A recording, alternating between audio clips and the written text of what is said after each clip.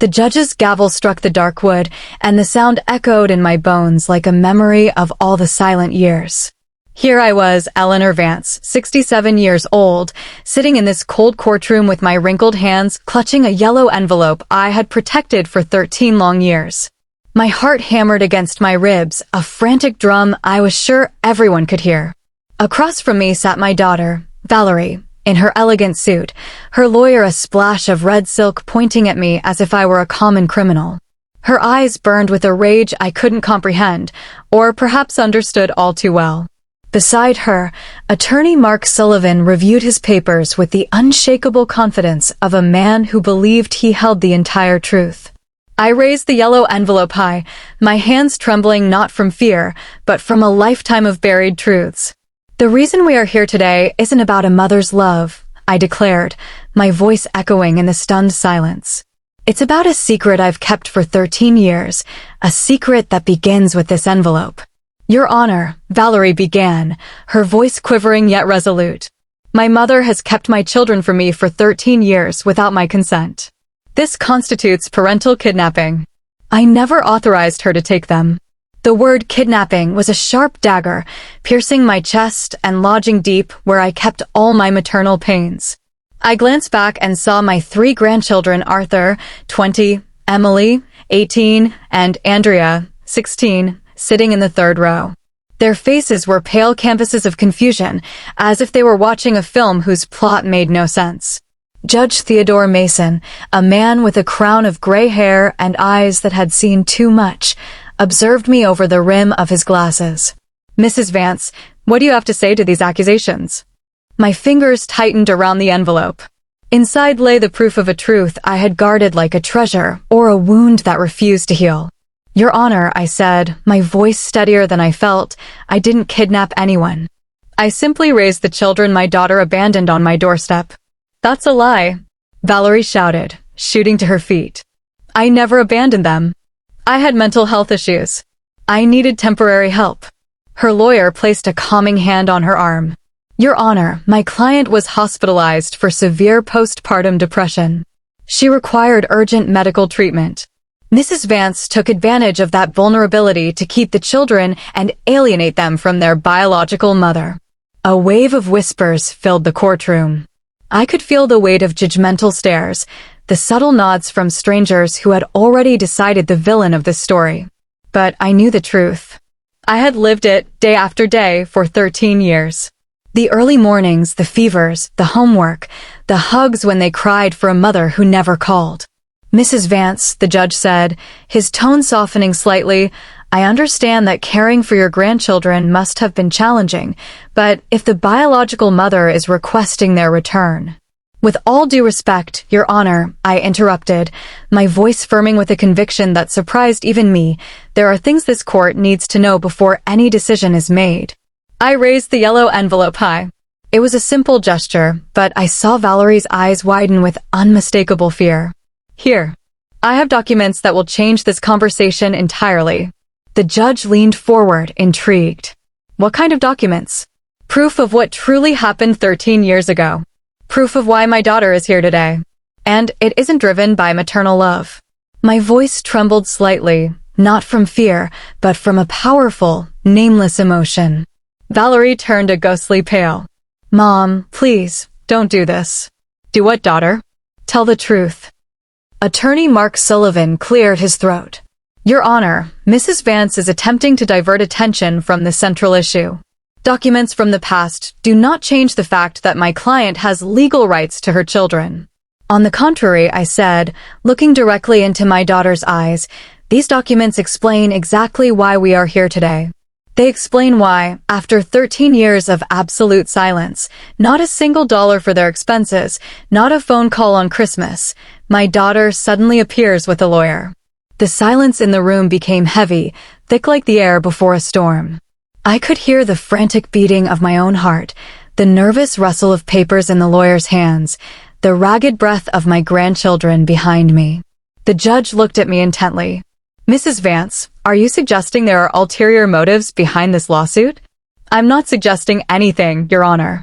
I am stating it as a fact. My eyes locked with Valerie's, and I saw in them the same expression she had as a little girl when I'd caught her in a mischief. And it is all documented here. "Mom," Valerie whispered, a plea wrapped in a threat, "please think about what you're doing." "I've had 13 years to think," I replied, the weight of every one of those years pressing down on me. 13 years of sleepless nights when Arthur had a fever. 13 years of school meetings where I was the only family present. 13 years waiting for a call from you that never came. Judge Mason gently tapped his gavel. "Mrs. Vance, are you willing to present these documents as evidence?" I looked down at the envelope in my hands. Inside were the letters Valerie had written, the photos I'd cherished, the receipts I'd saved, and something else. Something even my grandchildren didn't know I possessed.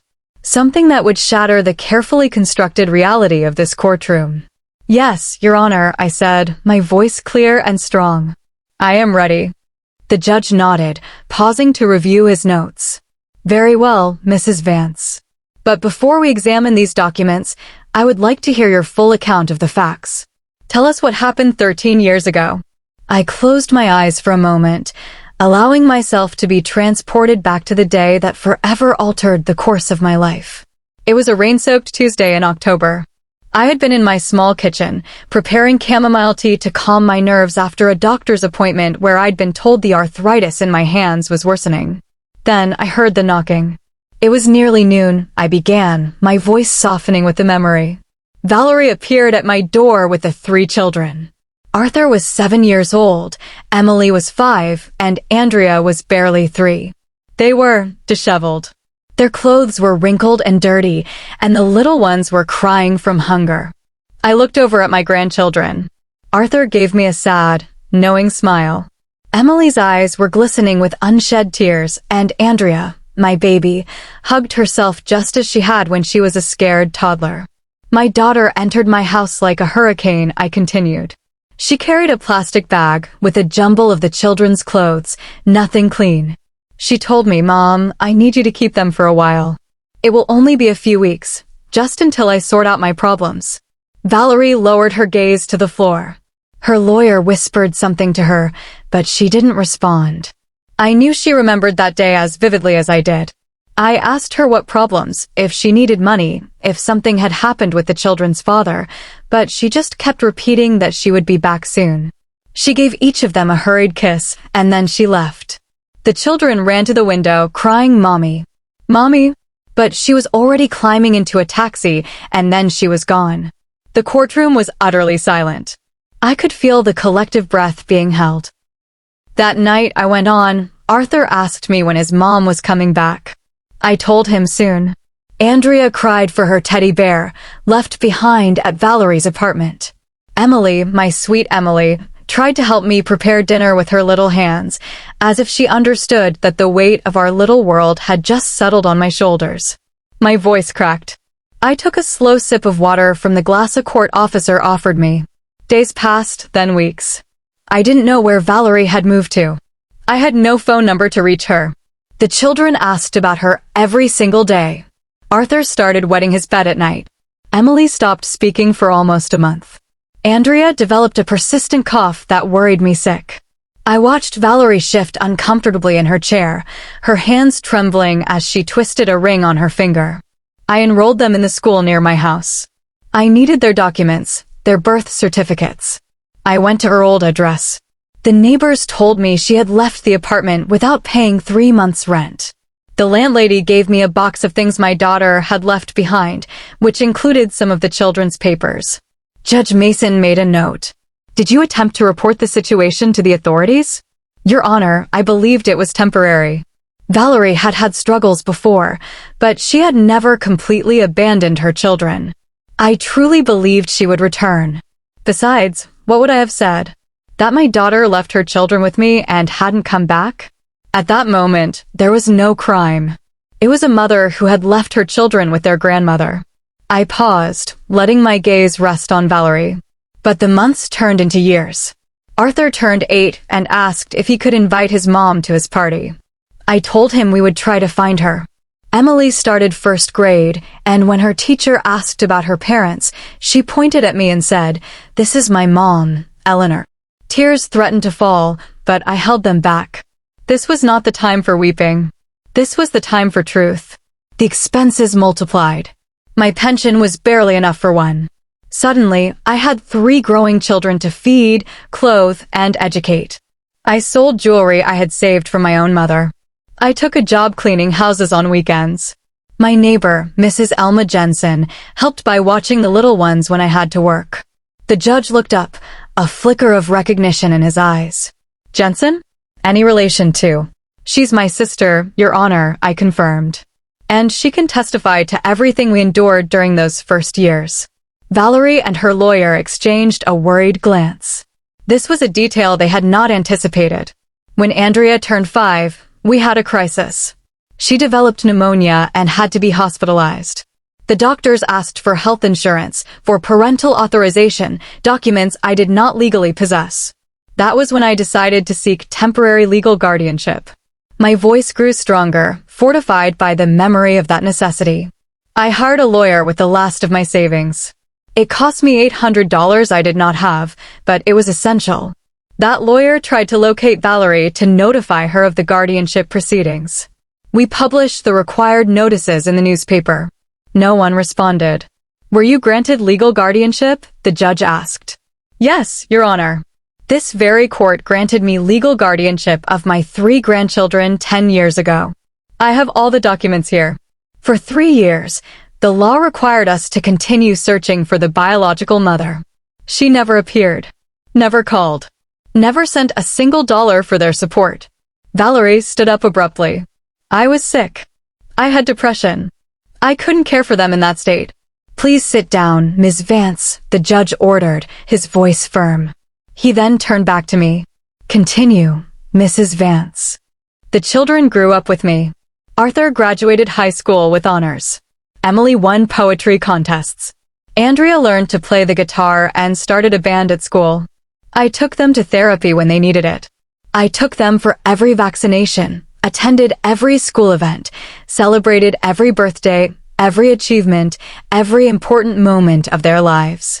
I looked at my grandchildren and saw Arthur nod, his eyes bright with tears. I never lied to them about their mother. I always told them she loved them but couldn't care for them at that time. I showed them pictures of her from when they were babies. I saved every drawing they made for her, hoping against hope that she would return. And they had no contact with her during all this time? The judge asked. Not once, Your Honor. Not until 2 months ago, when she appeared at my door with her lawyer and a demand for custody. The judge leaned forward, his interest fully captured. 2 months? And what changed after 13 years of total absence? I allowed a small, sad smile to touch my lips, for this was the heart of the matter, the part Valerie desperately wanted to remain hidden. That answer, Your Honor, I said, raising the yellow envelope once more, is in these documents. Judge Theodore Mason extended his hand, his decision made. Mrs. Vance, please approach. As I stood, the rustle of my dress was the only sound. But what I pulled from the envelope next would silence the courtroom forever, a handwritten confession my daughter thought had been lost to time. The air in the courtroom was so still, you could hear the dust motes settling. Every eye was fixed on me as I stood, my arthritic knees protesting, and walked toward the bench. The yellow envelope felt like it contained the weight of our entire shared history. Judge Theodore Mason extended his hand, a silent command that set the final act in motion. I saw the panic in Valerie's eyes, a wild, trapped look I hadn't seen since she was a teenager in trouble. This was the moment of reckoning.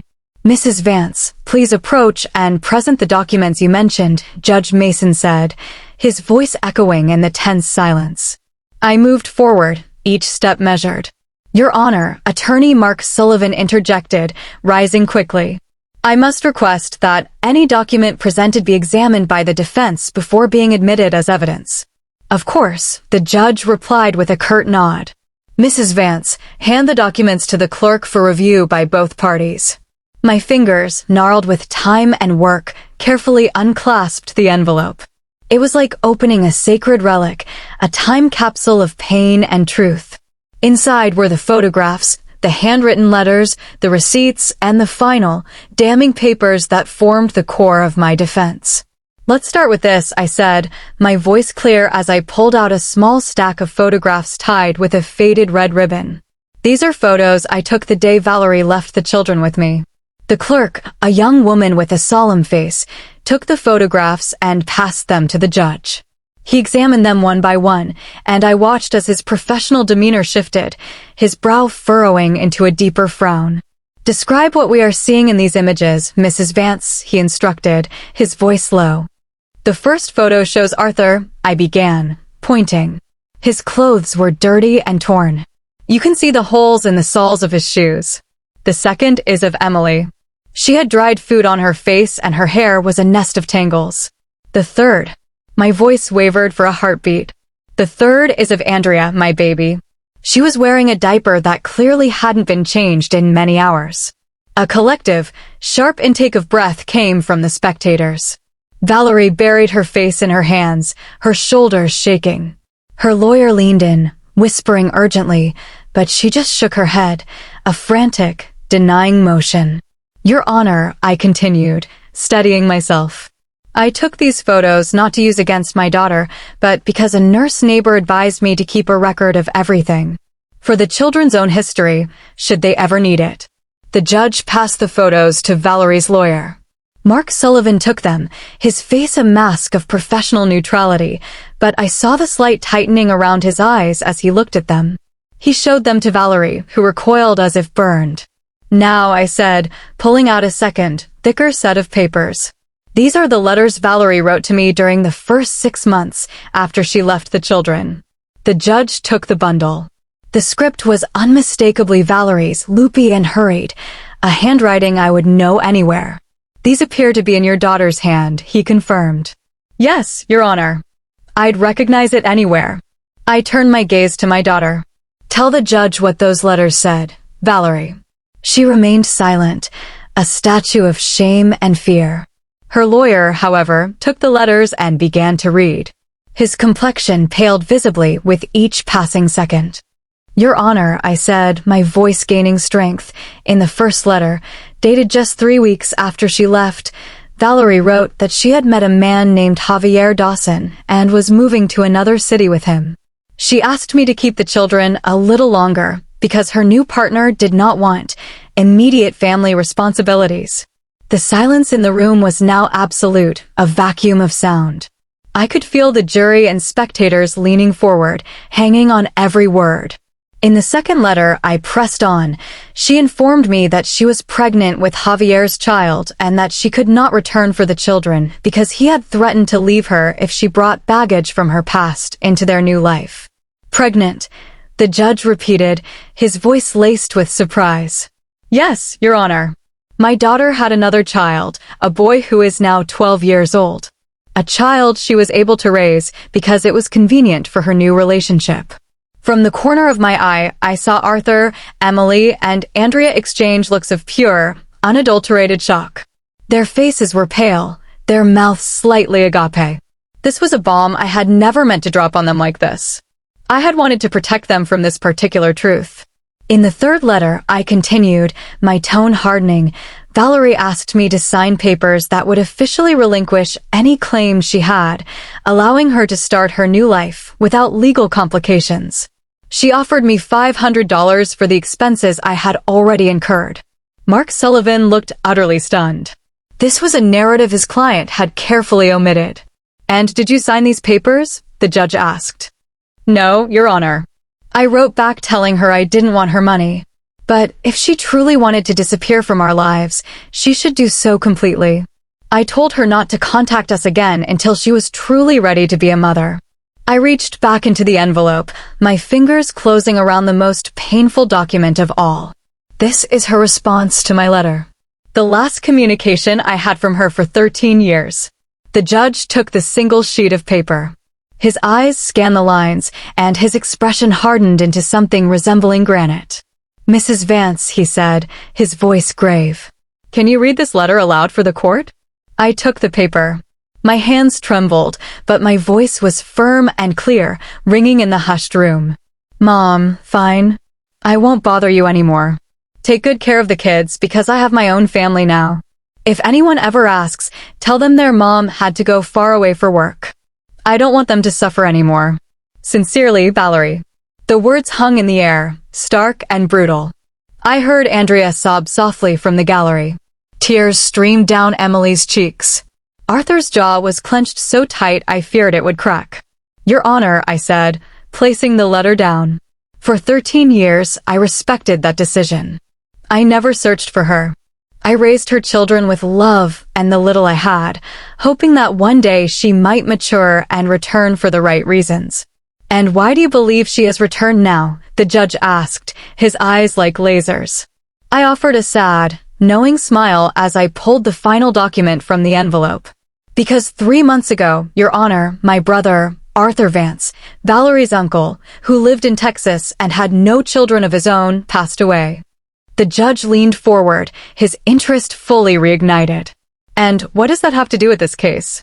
My brother, I stated clearly, left a significant inheritance to each of his grandnieces and nephew. $50,000 each, for Arthur, Emily, and Andrea. Valerie let out a choked sob. Mark Sullivan looked like he was calculating the fastest way to exit the proceedings.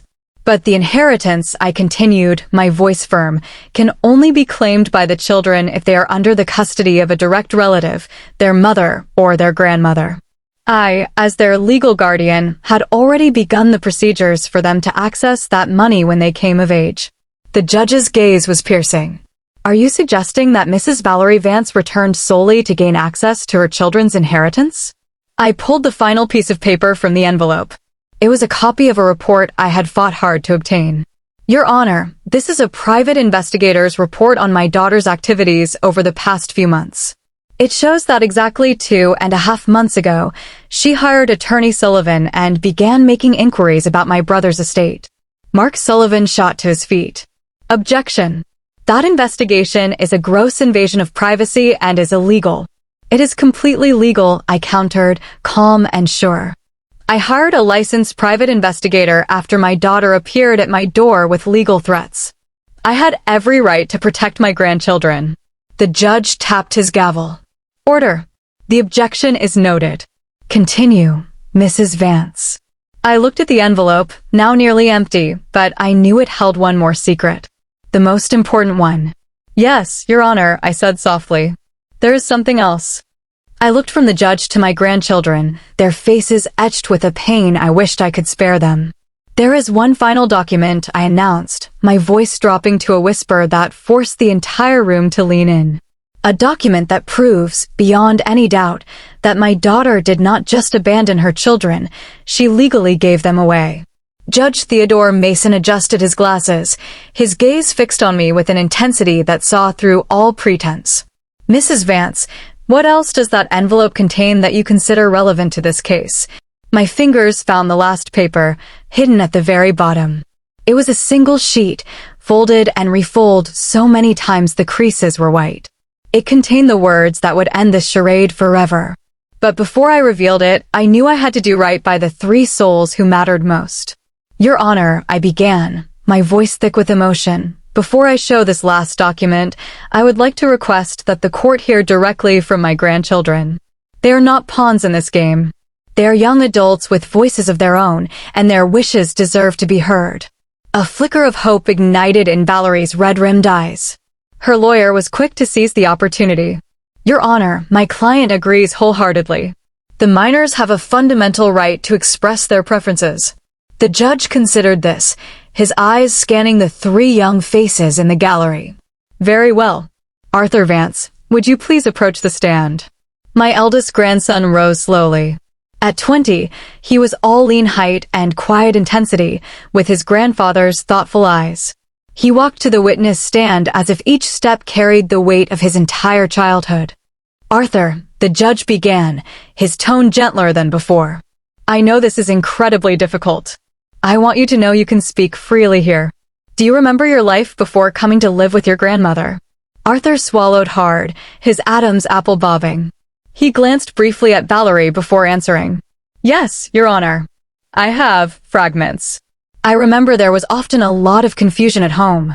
I remember times when there wasn't much food, and Grandma Eleanor would show up with grocery bags. I remember the day we arrived at her house. She bathed us, gave us clean clothes, and made us chicken soup. He paused, collecting himself. It was the first time in a long time I felt clean and safe. And how do you feel about your mother's absence during these years? The judge asked. Arthur closed his eyes for a moment, as if accessing a deep well of memory. Your Honor, for a long time, I was angry. I didn't understand why my mom didn't come back. My friends had parents at their soccer games, helping with homework. I had Grandma Eleanor, who worked 2 jobs and still never missed a parent-teacher conference. He opened his eyes and looked directly at me, his gaze filled with a love that squeezed my heart. When I was about 15, the anger faded. I realized Grandma had sacrificed her retirement, her peace, her health for us. She had no obligation, but she did it because she loves us. And now that your biological mother has returned requesting custody, how do you feel? Arthur turned his head slowly and looked at Valerie. Mom, he said, the words sounding foreign on his tongue, I'm glad to know you're okay. I'm glad you got better. But I can't pretend the last 13 years didn't happen. I can't pretend it doesn't hurt to know you built a new family while we were left wondering what we did wrong. The silence was profound. Valerie seemed to shrink under the weight of his quiet, mature pain. Where would you like to live, Arthur? The judge asked. Your Honor, I'm legally an adult. I can make my own decisions. But if my answer can help protect my sisters, then it's simple. I want to stay with my Grandma Eleanor. She's our home. She's the one who never abandoned us. As Arthur returned to his seat, the judge called, Emily Vance, please. My 18-year-old granddaughter walked forward with the innate grace that had always been hers, but I could see the tension in her slender frame. Emily, you are also of legal age. What is your perspective on this situation? She took a steadying breath. Your Honor, my memories are a bit clearer than Arthur's. I remember my biological mom cried a lot. I remember she would sometimes stay in bed all day, and we had to figure out how to get our own cereal. She looked at Valerie, her expression not angry, but profoundly sad. I understand you were sick, Mom. I do. But I also remember the day we got to Grandma's. For the first time, someone asked if we had eaten. Someone read us a bedtime story. Someone promised us everything would be okay. Tears I had been holding back finally spilled over, tracing warm paths down my cheeks. Grandma Eleanor took us to therapy when we had nightmares, Emily continued, her voice gaining strength. She signed us up for activities so we wouldn't feel different. When I was diagnosed with juvenile diabetes at 14, she learned everything about nutrition and glucose monitoring. She became my nurse, my advocate, my rock. She turned to the judge. Your Honor, my biological mom is a stranger. She shares my DNA, but Grandma Eleanor shared my life, my childhood, my fears, my dreams. The choice is easy. Finally, the judge called Andrea Vance. My youngest, 16 and fierce, walked to the stand with a determination that reminded me of Valerie in her youth, but with a core of strength her mother never had. Andrea, you are a minor, but your opinion carries great weight. What do you remember? She looked at Valerie with an unnerving directness. Your Honor, I was little, but I remember feelings. I remember being hungry. I remember crying and no one coming. I remember the smell of our old apartment. It smelled like sadness. Valerie flinched as if struck. But Andrea continued, her voice softening. I also remember my first bath at Grandma's. I remember clean pajamas that smelled like sunshine. I remember warm milk with honey and a lullaby before bed. Would you like to get to know your biological mother? The judge asked. Andrea didn't hesitate. I'm curious, Your Honor. But I'm also scared. Scared she'll leave again. Scared her promises are like the ones she made 13 years ago. And where do you feel safest? With my grandma, she said, her voice firm and clear. She has never broken a promise. She never lied to me. When I asked why my mom left, she didn't sugarcoat it. She told me adults sometimes make hard choices, and that she loved me enough to stay. As Andrea returned to her seat, surrounded by her siblings, the judge turned his attention back to me. Mrs. Vance, your grandchildren have been remarkably clear. Is there anything else before I make a ruling? I looked at my 3 brave grandchildren, then down at the final document in my hand. They had spoken their truth. Now I had to speak mine. Yes, Your Honor, I said, my voice barely a whisper. There is. I unfolded the last piece of paper, its edges soft as velvet from years of handling. This, I declared, my voice suddenly strong and clear, is a voluntary renunciation of parental rights, written and signed by my daughter 3 days after she walked out of their lives. She didn't just leave them, Your Honor. She gave them up. A collective gasp sucked the air from the room. I held the final document aloft, its creases a testament to how often I'd unfolded and refolded, wrestling with its terrible power. This, I declared, my voice cutting through the shock, is a voluntary renunciation of parental rights, written and signed by my daughter 3 days after she walked out of their lives. Judge Mason stood, his composure shattered. A renunciation? Mrs. Vance, you are certain? Yes, Your Honor. I passed the paper to the clerk. Her former landlady can testify Valerie wrote this consciously. Valerie made a guttural sound, collapsing against the table. Her lawyer, Mark Sullivan, took the document as if it were poison. Read it, the judge commanded. Sullivan's voice was a hollow echo. I, Valerie Vance, voluntarily relinquish all parental rights. I grant full authority to my mother, Eleanor Vance. This decision is final. The words hung irrevocable. My grandchildren sat in stunned silence. Valerie's hysterical sobs began. I was mentally ill. I didn't know. The records show you were deemed stable weeks prior, the judge countered, his voice like ice. And you married Javier Dawson shortly after. How can one be incompetent for parenthood yet competent for marriage? He lifted the text message printouts.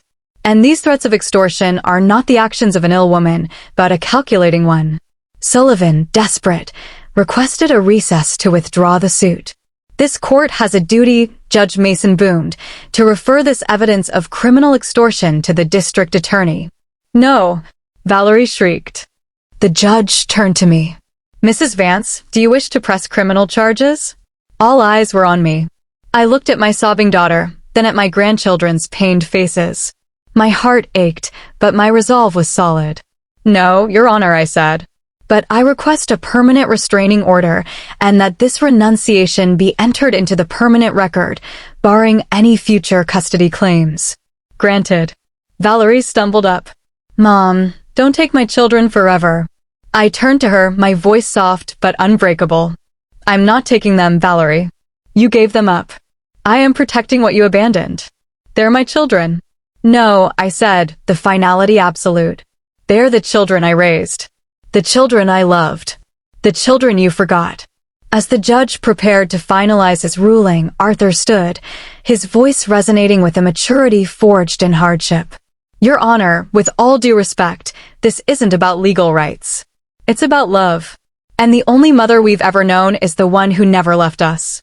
The judge paused, acknowledging him. Arthur walked to the stand, his gaze steady. We don't see her as our mother, he said, pointing to Valerie. She is the woman who gave us life, but our mom is the woman who gave us a life.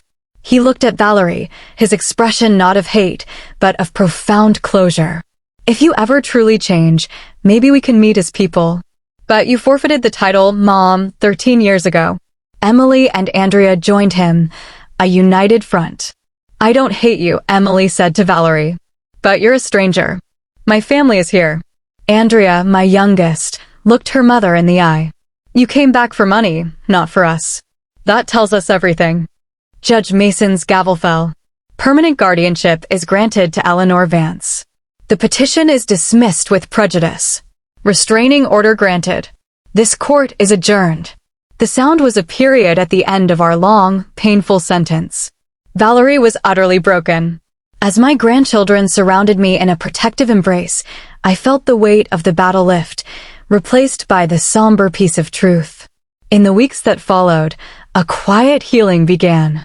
The threat was gone, but the scars of the revealed truths, the written renunciation, the half-brother, the cold calculation, were deep. Mrs. Elma, my neighbor, brought news. Valerie's husband, Javier, had left her, taking their son. He'd abandoned her for failing to secure the inheritance. She was alone, working a night cleaning job, living in a small, bleak apartment. The news was a blow. Despite everything, she was my daughter, and her total desolation pained me. Andrea found me brooding in the garden. "Do you feel sorry for her, Grandma?" she asked. "Compassion isn't a weakness, my love," I replied. "You can feel for someone suffering and still be glad you protected yourself from them. Would you be mad if I ever wanted to meet her?" I took her hand. "I would be proud of you for following your heart, whatever you decide." That night, I made a decision. I bought groceries and drove to her apartment. She opened the door, a ghost of herself. "Why?" she whispered, seeing the bags. "Because you're my daughter," I said, and began filling her empty cupboards. She wept. "I lost everything." "You didn't lose your children," I said, gentle but firm. "You abandoned them. If you want to change, accept that truth. Is there any way I can see them?" "Maybe. On their terms. If they are ever ready. But first, you need to learn to stand on your own. Without a man. Without money as a motive. Become someone worthy of their curiosity." I left, the door closing on a chapter. I didn't know if it was the right thing, but it was the human thing. At home, I told Arthur. "I hope you're not letting her back in," he said, worried. "No," I assured him. "Compassion doesn't mean dropping our boundaries. It means not letting her suffering poison our own hearts." 1 year later, a fragile peace had blossomed in our home, nurtured by the absence of fear. But that peace was tested not by a legal threat, but by a simple, heartfelt question from Andrea that forced me to confront the future I had both feared and hoped for. The sun was warm on my skin as I tended my garden. Arthur was a successful young engineer. Emily was excelling in college. Andrea, now 17, was the vibrant, confident heart of her school band. The inheritance was safe, a resource for their futures, not a prize to be fought over. Mrs. Elma visited, her news cautious. "Eleanor, it's about Valerie. She's in therapy. Has been for 6 months. Paid for it herself." I paused, a tomato in my hand. This was new. "And she has a day job now," Elma continued. "A receptionist. She looks more solid. And she hasn't asked about the children. When your name comes up, she says her mom has done enough, and it's her turn to prove she can stand alone." A fragile seedling of respect sprouted in my heart. This wasn't the desperate, calculating Valerie of the courtroom. This was someone doing the quiet, painful work of rebuilding.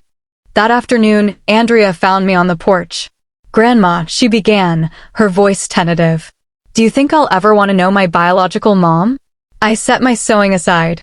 This was the moment I knew would come. "I don't know, sweetheart.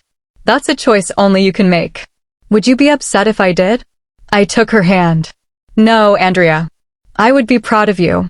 "Proud?" "Yes. Proud that you were brave enough and had enough love in your heart to seek your own truth. It takes a strong person to do that." I squeezed her fingers. "And if you decide never to meet her, I would be equally proud. Proud that you knew your own worth and protected your peace. The decision is yours, and I will always support you." The relief on her face was my reward. She leaned her head on my shoulder, and we sat in comfortable silence, watching the day end. That conversation was a final release. I realized I had been holding a quiet resentment for years, not just for what she did to me, but for the pain she caused my grandchildren.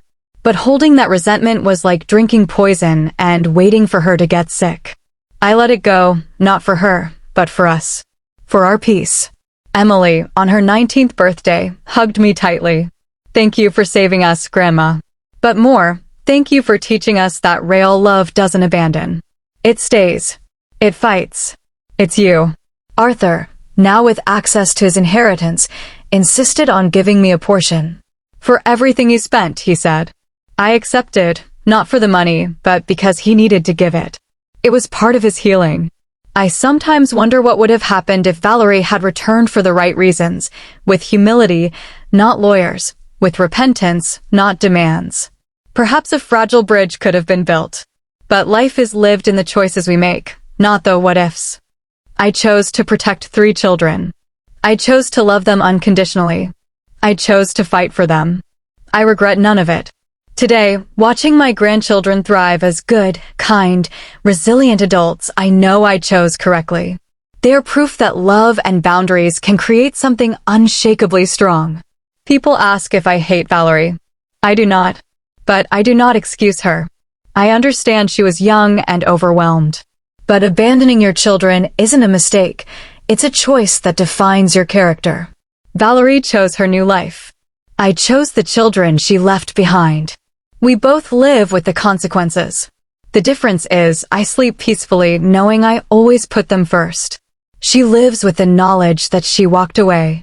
This is not revenge. It is the natural consequence of our choices. I deserve their love because I nurtured it for 13 years. She deserves its absence because she was absent for 13 years. And if she is truly changed, perhaps my grandchildren will one day offer her a branch of grace. But it will be their choice on their terms. Until then, I will be what I have always been, their grandmother, their protector, their safe harbor, their unconditional love. Because that is what true love is. It does not abandon. It does not negotiate. It does not set conditions. It simply is. Constant. Strong. Silent. And that, at the end of all our days, is enough. The story of Eleanor and her grandchildren is a powerful reminder that family is built not by blood, but by choice, sacrifice, and unwavering love. What would you have done in her shoes? Share your thoughts in the comments. If this story moved you, support the channel with a super thanks. Subscribe for more powerful life stories. With love and respect.